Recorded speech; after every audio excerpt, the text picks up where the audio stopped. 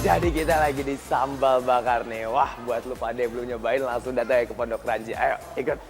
Bos, siapa nih yang termasuk salah satu penggemar atau followersnya Iben? Yes, Iben alias Benjamin Master Adi Surya yang lagi trending banget di TikTok. Pertama kali, wih, thank you. Lah, terus apa hubungannya Iben dengan sambal bakar menyala-nyala di atas cobek yang bikin perut langsung keroncongan tadi? Ternyata kedai sambal bakar inilah bisnis terbarunya Iben yang selalu rame tiap hari, bos. Bayangin, bisa sampai 1.000 orang datang ke sini buat makan, bos. Wih, mantap. Konten kreator plus pengusaha kuliner. Kita kudu belajar nih, kulik kiat bisnisnya Iben. Biar bisa dapet cuan dari banyak keran begini. Oh bos, wah selamat datang nih di Sambal Bakar Indonesia, Rajanya Sambal Bakar. Kita sekarang lagi di cabang keempatnya Sambal Bakar di Pondok Ranji. Ayo nih, gue ajak lu ke dalam buat lihat makanan kita. Dan nanti gue ceritain juga nih tentang Sambal Bakar. Let's go! Cuan bos!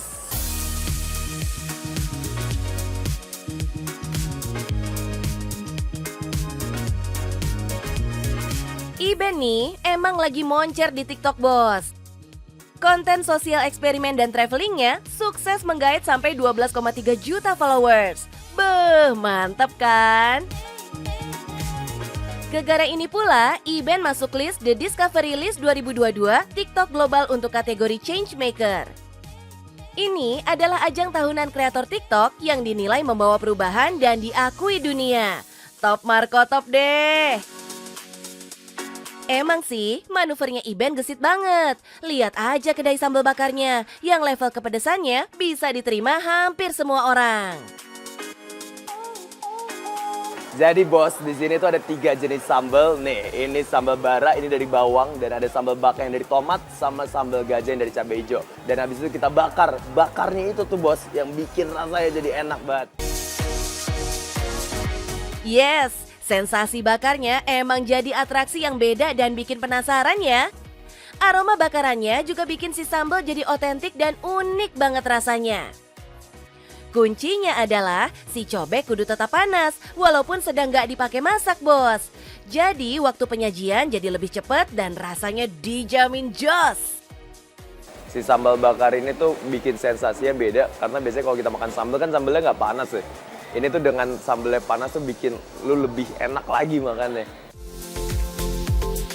Kebayangkan, udah pedes, sambelnya disantap panas-panas pula. Badan rasanya kayak dipeluk api unggun, bos. Uniknya, sambal-sambal ini diracik Iben bareng teman-temannya. Yang semuanya emang hobi kulineran sambil jalan-jalan kemana-mana. Akhirnya nemu deh formulasi yang diyakini paling jempolan. Terus, si sambal juga nggak hadir sorangan wae. Dia ditemani aneka lauk pauk, mulai dari ayam, iga, sampai kulit. Biar makin sehat, jangan lupa sayurannya, bos. Semuanya fresh ya. Harganya juga bikin kantong bahagia, bos. Mulai dari 13 ribuan aja. Pantes rame banget ya, bos. Semua orang bisa icip soalnya.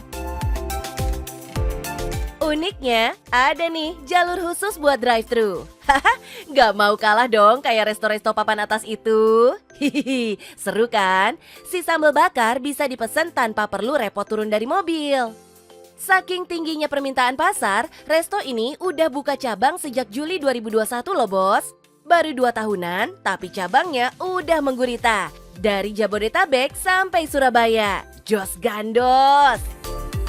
Resto ini makin rame karena Iben rajin banget bikin konten tentang restonya. Jadi cuan jalan dua-duanya ya, Ben. Kalau secara real duitnya mungkin saat ini konten. Tapi kalau bisnis itu kan sesuatu hal yang in the future-nya bakal lebih gede kan. Mungkin in the future bisa jadi bisnisnya jadi lebih gede daripada kontennya sendiri.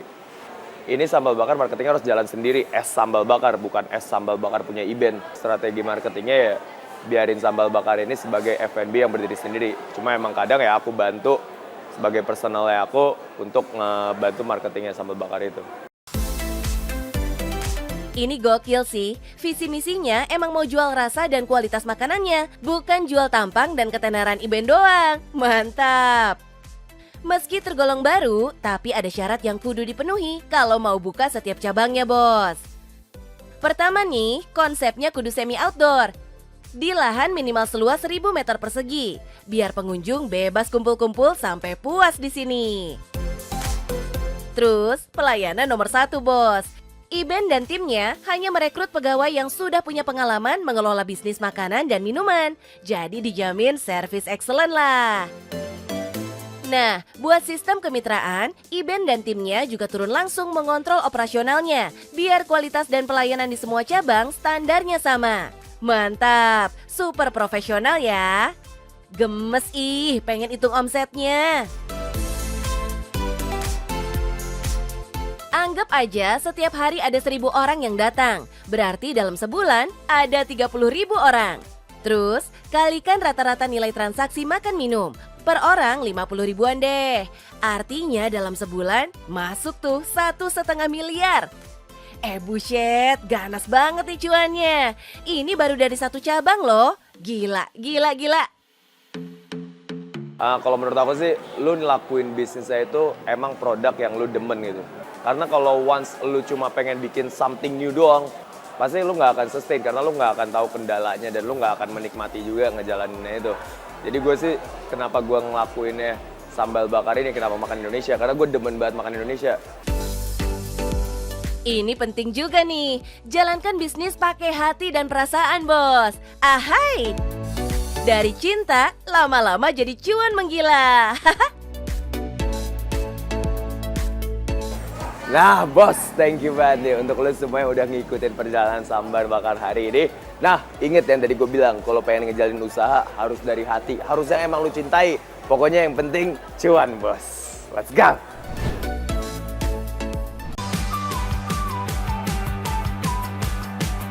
Bos, yang suka pelihara burung atau ikan arwana pasti akrab nih sama pakan hidup yang satu ini. Yes, jangkrik. Serangga yang bunyinya nyaring ini emang jadi cemilan favorit hewan-hewan kesayangan, bos. Pantes aja permintaannya nggak pernah turun. Ada aja yang beli sepanjang tahun. Nggak kenal tren dan musim, bos. Gas ngeng terus. Makanya para peternak jangkrik mah aman jaya, bos. Cuannya ngalir terus. Nggak percaya? Kita mampir ke Rania Farm yuk. Halo bos, selamat datang di Rania Farm. Saya beternak jangkrik sudah 1 tahun. Pengen tahu caranya beternak jangkrik? Tetap di Cuan Bos.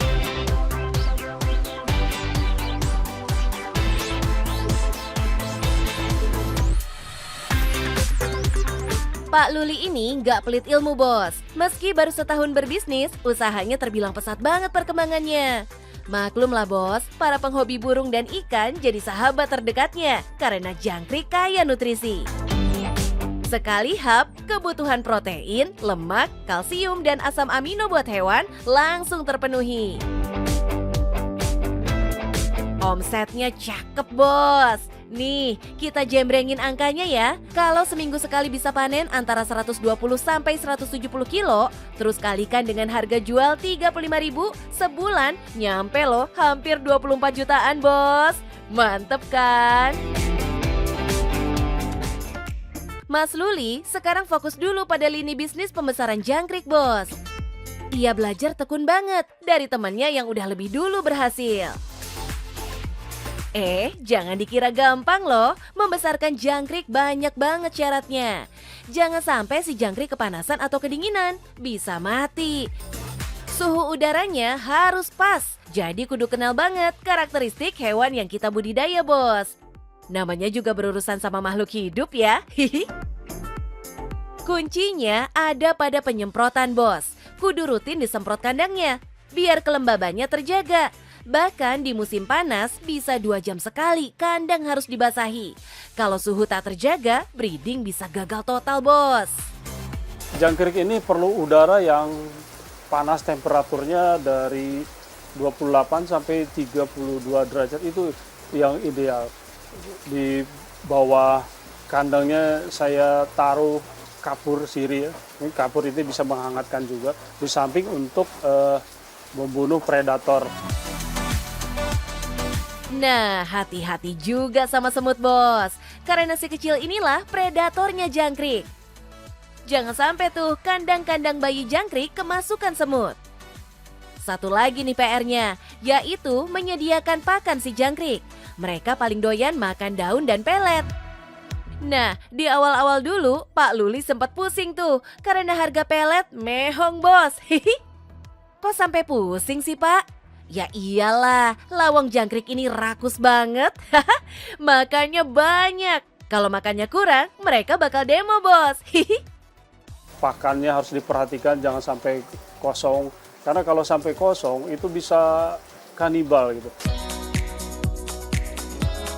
Widih, ngeri ya. Demonya agak-agak barbar, sampai makan teman. Makanya Pak Luli juga rajin kasih makan terutama di malam hari bos. Karena jangkrik ini hewan nokturnal, hobinya begadangan. Nah, biar lebih ngirit, Pak Luli bikin sendiri tuh peletnya. Ia buat racikan adonannya pakai dedak, pur ayam, dan sari tetes tebu buat membantu fermentasinya. Wih, keren ya. Cara ini bisa potong budget sampai separohnya bos. Ngirit cerdas nih. Nah, kalau suhu kandang terjaga dan kualitas pakannya oke, telur bakal banyak bos. Si krik-krik ini bisa dipanen saat berumur antara 30 sampai 35 hari. Nah, karena masih fokus di pembesaran, Pak Luli biasa kulakan telur jangkrik dari sesama peternak seharga Rp550.000 per 2 kilo. Kalau pembesaran sukses, 2 kilo telur ini bisa menghasilkan 120 sampai 170 kilo jangkrik bos. Wah, si jangkrik dewasa bisa dijual seharga Rp35.000. Ini rata-rata harga pasar ya. Tapi kadang bisa melonjak jauh lebih mahal kalau jangkrik lagi susah dicari bos. Nah, biar pasokan jangkrik tetap aman sepanjang musim, Pak Luli pakai sistem berpola bos. Caranya dengan tebar telur secara bergantian di beberapa box kandangnya. Hasilnya, meski si jangkrik baru siap panen di usia sebulanan, Pak Luli bisa tetap panen tiap minggu. Asyik kan? Bos, begini cara kami memanen jangkrik. Dari egg tray ini kita tampung di baskom. Usia jangkrik ini sekitar 35 hari dan belum bersayap. Karena kalau sudah bersayap, harganya bisa jatuh. Oh, ini dia yang unik bos. Jangkrik yang udah keluar sayapnya bikin unggas dan ikan males makan bos. Takut kelolodan kali ya? Makanya kalau udah masanya panennya kudu cepet biar nggak keburu bersayap jangkriknya. Panen jangkrik juga kudu skillful bos, kudu cekatan. Salah dikit aja si jangkrik bisa mati karena ketumpukan di baskom. Pak Luli emang hobi beternak. Dulu awalnya ia adalah peternak domba loh. Tapi karena kebutuhan domba tuh musiman, maka jangkriklah yang jadi penyokong pemasukan rutin per minggunya. Nah, kuncinya nambah cuan, ya tingkatkan produktivitas. Caranya ya kudu tekun ngerawatnya bos. Oh iya, jangan lupa juga bangun jaringan pembeli bos. Jangan sampai pas panen banyak, terus celingukan, bingung mau jual kemana. Deketin deh tuh para kolektor hewan dan para pengepul, biar jualnya gampang. Gimana bos? Seru kan cuannya si jangkrik bos? Kalau pengen belajar, mampir aja ke Rania Farm. Terus ngilmu deh ke Pak Luli. Biar bisa cuan bareng bos. Dalam berternak jangkrik ini gampang-gampang susah, tapi dengan ketekunan insya Allah kita bisa berhasil dan bisa mendapatkan cuan bos.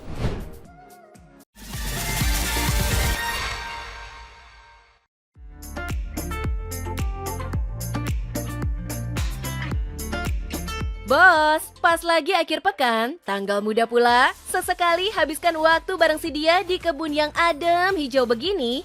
Rasanya gimana gitu ya? Waduh, kita sih emang suka surprise ya. Tapi kalau kejutannya kejatuhan durian, ini tergolong rezeki apa kualat ya?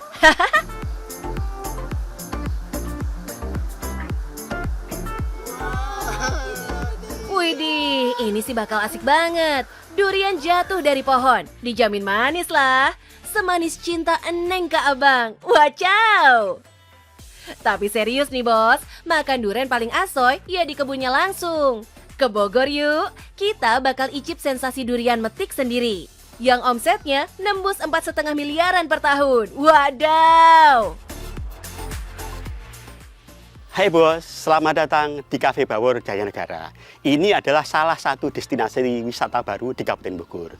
Di sini tidak hanya sekedar kafe, namun kalian bisa menikmati durian, memetik durian dan langsung di kebunnya. Ingin tahu lebih lanjut, silakan ikuti cuan bos. Tempat ini emang masih baru banget buka bos, tapi durian-duriannya udah siap panen semua. Pantes aja yang datang banyak. Dulunya kebun ini hanya ditanami alpukat dan buah naga, tapi beberapa tahun belakangan sisa lahannya disulap jadi kebun durian. Duriannya juga kelas jempolan bos, varietas unggul Nusantara, Duren Bawor asal Banyumas yang disebut juga montongnya Banyumas. Dagingnya tebal banget bos, bijinya kecil, rasanya legit dan manis. Makanya nggak heran, harga jualnya juga lumayan. Di pasaran, Duren Bawor dijual antara 175 sampai 200 ribuan per kilo. Tapi di kebun Cafe Bawor ini, harga dipangkas jadi sekitar 130 ribuan aja per kilo. Asyik nggak tuh? Kenapa bisa murah? Ya, karena semua penanaman, perawatan, sampai panennya dilakukan sendiri. Pembeli juga langsung santap di tempat, jadi nggak perlu bayar ongkos distribusi. Kita triknya seorang petani yang zaman sekarang modern tuh harus nanam tuh harus ditunggul, berkualitas dan harganya mahal.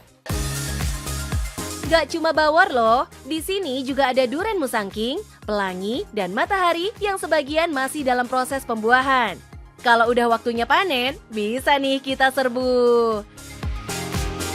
Nah, kerja smart itu penting bos, kayak Pak Daryanta nih yang bikin konsep greenhouse. Jadi, durian yang biasanya panen setahun sekali, ini bisa dipetikin tiap bulan. Sebagian dari kebun kami, ini kami bikin greenhouse. Jadi dengan ada upaya greenhouse ini, kita bisa mengatur tentang masalah iklim. Tata penggunaan air dari pohon durian itu kita atur. Top Pak! Greenhouse inilah yang bisa bikin Pak Daryanta akhirnya membuka wisata petik durian. Sekalian doi kasih edukasi gimana cara penanaman dan pembuahan durian. Pak, durian yang siap petik dan rasanya enak tuh yang gimana sih Pak cirinya? Salah satu cirinya adalah ini itu coklat, kecoklatan, kemudian ini durinya ujung durinya sudah mulai hitam, kemudian di sini tampak sendinya itu udah kelihatan jelas hitam. Nah, durian yang udah matang bakal lebih nikmat lagi kalau didiamkan dulu 2-3 harian. Aromanya jadi makin wangi dan dagingnya makin lembut. Pantes aja, sejak masuk masa panen, durian di sini selalu sold out di booking fans berat durian. Gak cuma bisa kekenyangan durian di sini bos, kafenya juga punya aneka menu asyik yang endul-endul rasanya. Mulai dari nasi goreng kecombrang, sop iga, sampai buah-buah segar hasil panen sendiri seperti alpukat dan buah naga siap diolah jadi apa aja. Harganya cincai lah, mulai 15 ribuan aja. Abis makan kenyang, jangan lupa icip aneka olahan duriannya. Ada pancake dan es krim yang jos banget disantap sambil santai. Pak, duriannya enak, kafenya enak, tempatnya juga unik. Spill dong Pak, cuan gak sih Pak bisnis ini? Satu pohon itu misalkan rata-rata berbuah itu 20 buah aja. Setahun sekali, satu pohon 20 buah. Satu buah itu rata-rata kita jual 450. Ya, berarti satu buah setahun kan udah 9 juta. Kalau misalkan kita nanam 500 yang kita berbuah nggak usah semuanya 80% 400 ya. 400 kali 9 juta sudah berapa? Itu per tahun. Seru nih kalau udah diajakin matematikaan. Kalau satu pohon bisa menghasilkan 9 jutaan sekali panen, nah kalau dikalikan 500 pohon, hasilnya 4,5 miliar setahun bos. Kalau dibagi 12 bulan, masuklah cuan sekitar 375 jutaan per bulan bos. Ini baru hitungan kasar ya bos. Kalau buah hasil panennya ternyata bongsor-bongsor banget, bakal beda cerita. Tapi persiapkan juga kemungkinan rugi juga bos. Jadi pengusaha kan kudu logis dan siap hadapi resiko. Kayak Pak Daryanta yang tadi hitungannya termasuk kemungkinan 100 pohon gagal panen. Lucunya bos, ada satu hal yang agak-agak bikin Pak Daryanta menyesal. Apa tuh? Kenapa baru mulai bisnis ini di usia pensiun? Kok nggak dari dulu-dulu aja gitu? Kalau memulai bisnis tuh kira-kira pas pensiun itu udah berjalan, udah ada hasilnya. Karena usaha apapun itu kan pasti awalnya pasti rugi, pasti mengeluarkan uang banyak. Selama kita masih memulai bisnis, kita masih punya penghasilan, kan bisa dipasok pembiayaannya itu dari itu. Tuh, pelajaran mahal ini bos. Bikin bisnis tuh nggak perlu nunggu umur. Mumpung masih pada muda, sikat. Cepet bikin usaha. Pilih bisnis yang kita suka, kayak Pak Daryanta nih, yang emang suka tanam-tanam karena latar belakang ilmu pertanian yang ia punya. Hai bos, sudah lihat kan Kahwi Bower dari negara? Ini hasilnya, kebun durian. Ayo, nggak usah nunggu pensiun, yang penting cuan bos. Yes, coklat yang kenyal-kenyal ini memang lagi jadi buruan anak-anak gaul Jepang dan Korea. Pokoknya lagi hits banget deh. Padahal di negara asalnya, coklat viral ini dikenal mahal banget. Tapi jangan sedih bos. Hari ini kita mau kasih rekomendasi coklat viral ini, tapi yang versi low budget. Ini juga lagi jadi primadona di Bali.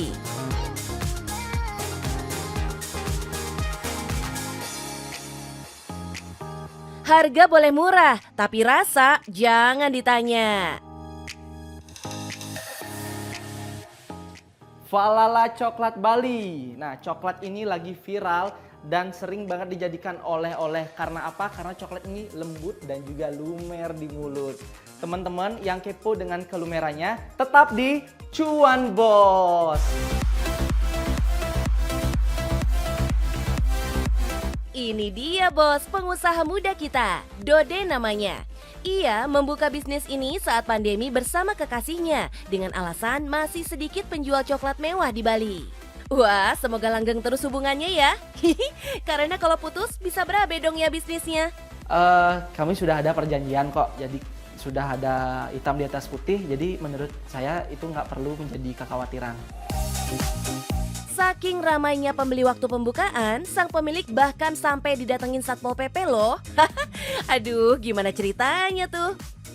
Dengan 2 mobil besar datang, berapa orang, banyak sekali, masuk ke toko, dia minta pertanggungjawaban kenapa menciptakan kerumunan di saat situasi COVID seperti ini. Dan beliau hanya menyarankan untuk pelanggan-pelanggan yang waktu itu membludak untuk jaga jarak dan mentaati protokol, begitu aja. Hebatnya, mengusung tagline Best Male Chocolate in Bali, pasangan kekasih ini sukses membuka 3 cabang hanya dalam waktu 2 tahun bos. Butuh 3 bulan sampai resep terbaik coklat Falala ditemukan. Semua bahannya menggunakan coklat premium, sehingga coklat yang dihasilkan punya tekstur lumer dengan kadar pahit dan manis yang seimbang. Gimana sih cara bikinnya? Kita intip dapurnya yuk bos. Kita lagi mau bikin coklat matcha. Formulanya ini pakai white coklat. Kita pakai coklat yang berkualitas tentunya. Kita menggunakan teknik double boiling dan menggunakan suhu yang tepat sehingga coklatnya tidak terlalu gosong dan tetap tujuannya untuk membuat coklatnya lumer. Wih, catet nih bos. Spill teknik masak coklat langsung dari ahlinya. Dalam sehari, 50 kg coklat diproduksi. Bubuk macanya aja butuh 1 kilo bos. Don't worry bos, semua coklat di sini halal dan non-alkohol. Jadi semua kalangan bebas mencicipi coklat sosialita ala Jepang itu.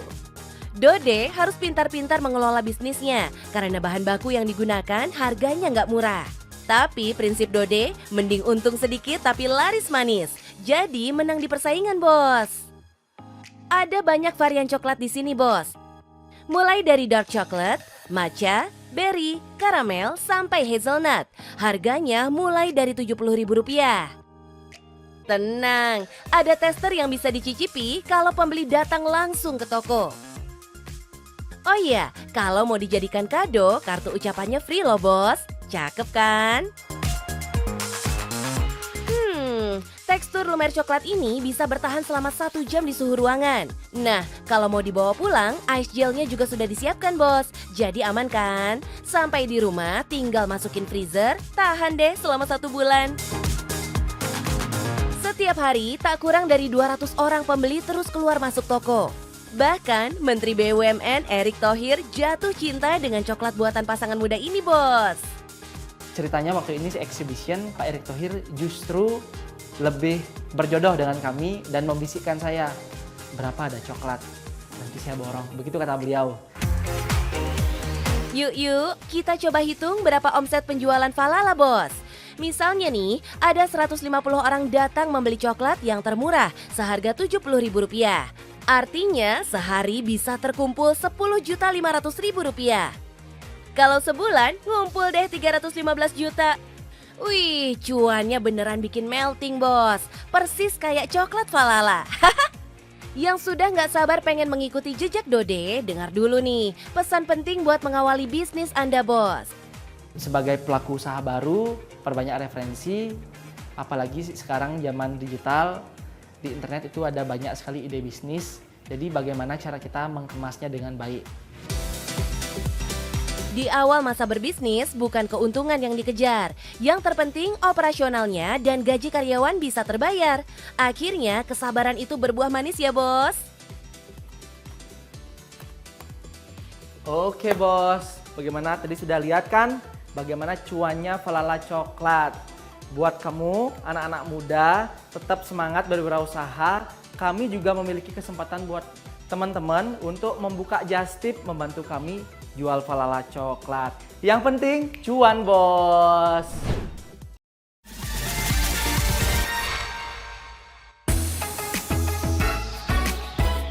Bos, siapa bilang bisnis tuh harus dimulai dari hal baru dan modal gede? Jajal aja bisnis daur ulang yang cuannya menggiurkan. Inspirasinya bisa bos cari di YouTube tuh. Banyak video-video DIY alias do it yourself yang bisa dicuri ilmunya. Yang penting kudu kreatif aja bos. Sebelum jadi bisnis beneran, yuk kita latihan dulu bos. Kumpulin dulu nih barang-barang bekas yang numpuk di rumah. Terus coba kita sulap jadi sesuatu yang bermanfaat. Pertama nih, yang suka ngemil segala jenis perkeripikan duniawi, jangan buang kemasannya. Kertas aluminium warna perak ini sekarang lagi hits loh jadi bungkus kemasan atau kado. Kita balik dulu si kantong bekas, terus lap sampai bersih. Jangan sampai paket kita ntar bau mecin ya. Abis itu bungkus deh, tambahkan pita buat pemanis. Cocok kan?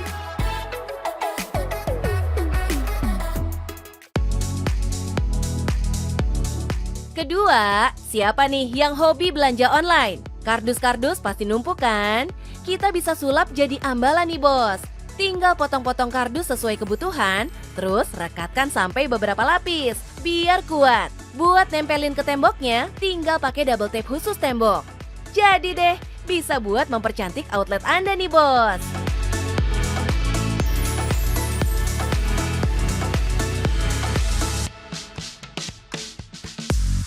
Terakhir nih, yang pengen menyulap kaos yang bentuknya standar banget jadi lebih bergaya. Sini, liatin cara praktisnya. Kita modif si kaos dengan cara potong bagian lengan dan lehernya, terus potong-potong vertikal di bagian bawah kaos.